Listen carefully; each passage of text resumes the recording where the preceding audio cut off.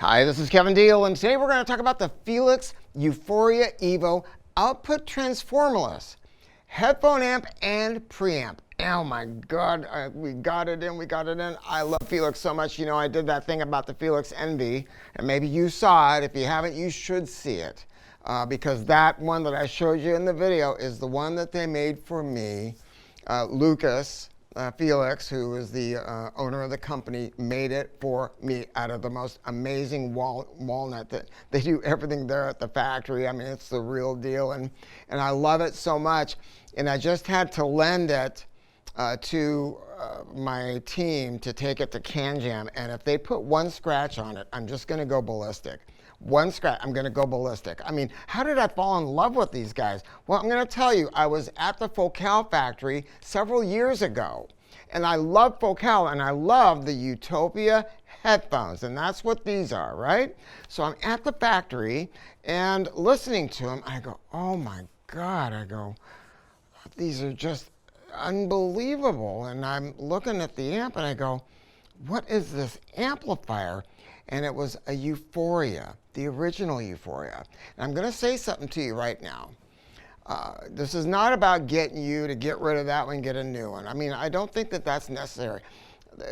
If you own any Feliks product, it is absolutely worth owning. Now, if you step up in the line, God bless you. But if you got an original Euforia, it really is all that. And what this is called an EVO. They have stepped it up cosmetically, functionally, and the bits inside. And I'm going to break it down for you right now, so don't miss a damn thing. So what kind of, well, why is it an OTL, right? Let's think about it. What do I tell you when we talk about tube amplifiers? I said, power doesn't mean anything. What matters is bandwidth. And the bandwidth is determined by the quality of the output transformers. And output transformers are half voodoo and half engineering and art. There's all different qualities of them, and companies like to kind of cheap out on them because they're so expensive, but they are critically important. And it's important so you can get a good handshake. If you don't have bandwidth in that output transformer, your speaker's not going to have good bass, right? And that's difficult, you know, especially if you have a speaker that's a 4-ohm speaker, a speaker that dips down to 3 ohms. And now what if you could get rid of that problem altogether? What if you got rid of output transformers? Well, it's been done with varying degrees of success. Atmosphere, as an example, very good company. Ralph Carson, great guy. They make OTL amplifiers, no output transformers, but you know, if you've got some speakers with kind of a low impedance, you're going to have to get one of the models that has a whole bunch of tubes in it, because that's, instead of a transformer to deal with that, you deal with it by putting more tubes in, and that drops the output impedance, right? That's how you deal with it. So that can be maybe not what everybody wants, but some people do. In the world of headphones, though, you're not dealing with a speaker that's got an 8 ohm or a 4 ohm or a 3 ohm or a 2 ohm impedance. That problem is eliminated, because most headphones are going to be in the hundreds of ohms. You know, even the esoteric ones are, you know, typically over 50 ohms. So an OTL headphone amp absolutely can make sense. Now, the Envy has transformers in it, but the Envy is another thing altogether. It's expensive as hell. It's got crazy engineering on it. I mean, hell yeah. I mean, if you got the money to get one, do it. But if you don't, take a look at this. Oh my God. See, headphones have a high impedance, right? You don't have to worry about that mismatch now. But you do have to make sure that you have enough power. And so this amplifier uses a 6H13 or 6N13 tube, also called a 6AS7, or you can use a 6080 tube in it. The tubes that they use, they're the way to go. They're reasonably priced. They are Wing C tubes. They're extremely durable, and they're available all over the place. They're not even hard to get, and they sound bitchin'. And when I pull this tube out, because this is the power tube, right? This is the one that really makes the headphones work. I look down here because they told me they had new tube sockets, and I have never seen a tube socket like this before. I mean, it is I look at the pins, the sockets rather, and I've never seen anything that is that, I mean, ballsy, I guess is the best way to put it. We'll show you a picture of that. Up in the front end, we're using PS Vane CV181s, and they are so beautiful. And this is equivalent to like a 6SN7, okay? Again, man, these tube sockets are just so bitchin'. Great sounding tube, but you can tube roll if you want to. I would not even bother tube rolling these. I don't think I'd bother rolling anything because everybody that buys these, they love them the way that they are. They have brand new cosmetics in the front. The chassis has been dolled up. What they did change, though, is that it has an XLR jack on the front. That is really cool. And they achieved it doing it a really nice way. I'm going to pull this cover off for you, and you're going to notice a wire dangling here. This is an example of what these guys do. You have to make sure that this bottom case is grounded to the chassis. And a lot of companies do it with a screw that digs into the paint. Almost everybody does that. I mean, almost everybody, without exception, does that. These guys do not. They have a piece of wire that then goes to a lug to a very specific spot to make sure there is no chance of any noise developing. That is really, really cool. When I look inside here, you have a volume control that has an Alps Blue Velvet potentiometer. You look over here, this is where the XLR jack is, right? And underneath here, there's a circuit board with a chip, and it's a very, very cool design to give you the benefits of a balanced jack. Now I look in here and I go, oh my God, they have DL resistors, orange drops, they got, see these little brown resistors? They don't look like much. Unless you are like a freak like me, you go, oh, what's that? Who cares? It's brown.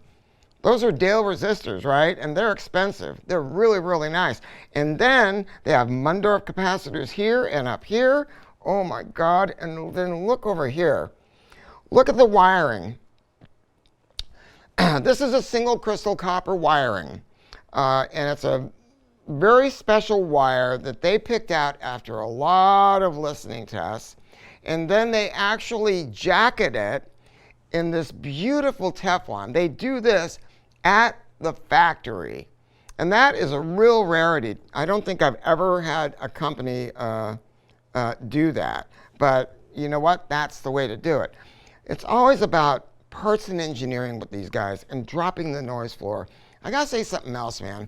The people that own this company, they are very gracious. I gotta say that Lucas, he's a Porsche GT guy. We talk about that stuff all the time. And he helped me out with this Alfa Romeo table that I got for my music room at my house because I couldn't get it shipped out of Poland where the factory is. And I don't know. I just don't know how to thank these people. And if we ever need something, they're just on it. This is the kind of a company that you want to deal with. Now let's talk about something else. This headphone amp will run let's call it 95% of the headphones that are out there. There's a couple of them like the Sesvars you maybe don't want to use. A couple other real oddball, super expensive, super hard to drive headphones. But it's going to run maybe 95% of the headphones out there beautifully and successfully. But you can also use this as a preamp, and it sounds really, really good as a preamp.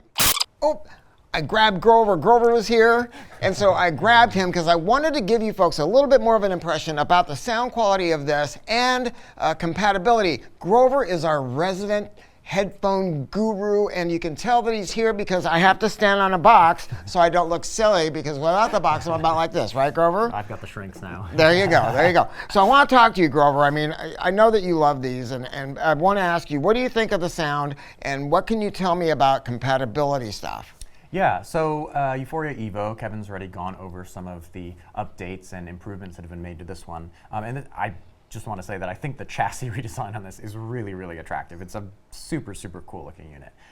In terms of things that'll pair well with this, it's going to be all the stuff that would have paired well with the old Euphoria, and that's going to be stuff like a Sennheiser HD800 or HD600. There's actually also a new Sennheiser HD660S, which is now in version 2, and that's a 300 ohm. They've returned to making the higher impedance. That's going to pair really, really nicely with this.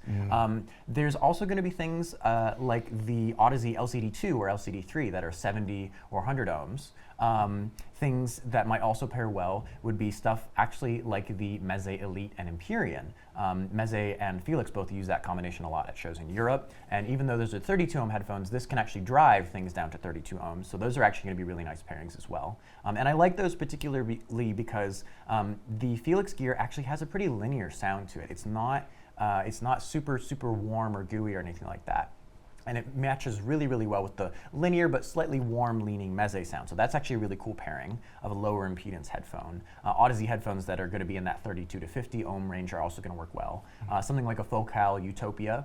Historically, the Feliks Utopia has actually been a really popular pairing with, as you know. I mean, Feliks used to use this as a reference amp, and Feliks has always paired the Utopias with this as well. So that's a great pairing. The new Utopia is still, I think, 50 or 70 ohms, and that, again, pairs really, really well with this, which likes to see that impedance that's over 32 ohms. So that's a great pairing. Also, in my experience, the EVO, a little bit like the Utopia Anniversary Edition, uses copper wiring and Mundorf capacitors and some things like that. And so it has actually a really smooth sound in the top. It's very, very detailed still, but you're going to get a really, really smooth and rich sound. And so you can pair actually headphones that maybe are a little bit faster and a little more open on the top end than you might expect with this headphone, because traditionally OTLs, have a reputation for that really clean, really clear and precise kind of sound. So that's actually a cool pairing. I think the Feliks is a really cool pairing. And Feliks headphones, of course, they're just, you heard the new Utopia too. Yeah. It's like stunning. Amazing. So that's you get really you get a pair of those and one of these. I mean, you're just going to be you could be firing on all cylinders. You could be done because with we that. heard it. Yeah. I mean, So badass. there's a lot of really good, honestly, almost all the headphones. I wouldn't do something like a Susvara or like an Abyss 1266. Those I would use with an Envy or it's like a Pathos Impul or something like that, right? Those need a little bit more power. They're a little bit low in impedance, things like that. But almost all the other headphones we carry, Odyssey will work great with this. Again, for LCD2s, LCD3s, things like that. Like I mentioned, the Meze is actually a favorite pairing of a lot of people here. I think Chris has a pair of Meze, either Elite or Empyreans, that he loves to pair. Oh my with God, these. he loves it. Yep. Yeah, he's super into that. Absolutely. I mean, but there's only, this is going to work with what, 95% of the headphones out there, really, right? Yeah, and it's still that OTL technology. Not a lot of people are doing, and Feliks has been holding the banner for a long time, and it really works with a wider variety of headphones. And now again that we're seeing Sennheiser coming out with V2 of the 660s, which are going back to their high impedance headphones. You're getting more options in that realm, and again that's a really cool sound because although it doesn't look like crazy power on paper at a low impedance compared to a solid state headphone, the voltage swing of tubes matched with the right impedance of headphone, it does something that's just a little bit more natural sounding, a little bit more, it's actually pretty linear in frequency response too. It's cool, it's like you get the musicality and the richness of tubes, but without frequency response anomalies. Look, and I really love that about the Feliks gear. When you're listening with headphones, it's a very private thing many times. Not all the time, but many times. And when you've got glowing bottles in the background, there really is nothing like it. Can I ask you, what do you think about the magic switch on the back? So that's actually interesting. I'm glad you asked about that. It's a crossfeed switch. You may have been familiar with it from the old Euphoria, but they've been talking a little bit more about it actually on this model because I don't think a lot of people knew that the old Euphoria had a crossfeed switch. So what crossfeed is essentially is mixing the left and right channels a little bit after some filtering. And what that does is supposed to emulate the speaker system setup where a little bit of the left and right sound mix in and create the phantom stereo image, right? So it's supposed to give you a little bit of that experience with headphones. Some people love it, some people aren't a huge fan of it. Personally, I think the implementation in the Euphoria is pretty decent. And I think it's really, really great, especially with classical music, like music that has a lot of soundstage or like acoustic music like jazz, bluegrass, soundtrack music, because it takes the wide soundstage, and it adds a little bit more precision, a little bit more clarity, and it really brings it kind of out of your head a little bit. Like headphones sometimes can sound a little bit closed in. Too intense. Exactly, and crossfeed again, it filters off some of those low frequencies and it mixes the channels to give a little bit of that phantom image type of effect that stereo speakers get. And so it brings that image a little out of your head, a little further out of the cans of the headphone. And for those of us who have dropped LSD, we need to be able to get out of our head, right? That's right. Exactly, yeah. So I think the crossfeed on this is pretty cool. I use it, like I said, for classical music, for soundtrack music, like bluegrass, stuff like that. That's got a really wide, expansive soundstage. It helps to make it a little bit more tangible, a little bit more sort of visceral. Great. So. Robert, thank you for coming in and let me grab you and just toss you in here really quick. I mean, he's the guy, and we love him here at Upscale, and we love Feliks. So back to the video. Again, Feliks Audio is one of those companies that is not out to gouge their customers. They offer an amazing value. I don't know what to say. They go find out for yourself. Go to your Feliks Audio dealer. I think every town is better off with a hi-fi store and a record store. If not, reach out to us at Upscale Distribution and we'll get you hooked up with somebody. Feliks Audio, amazing stuff. Thank you.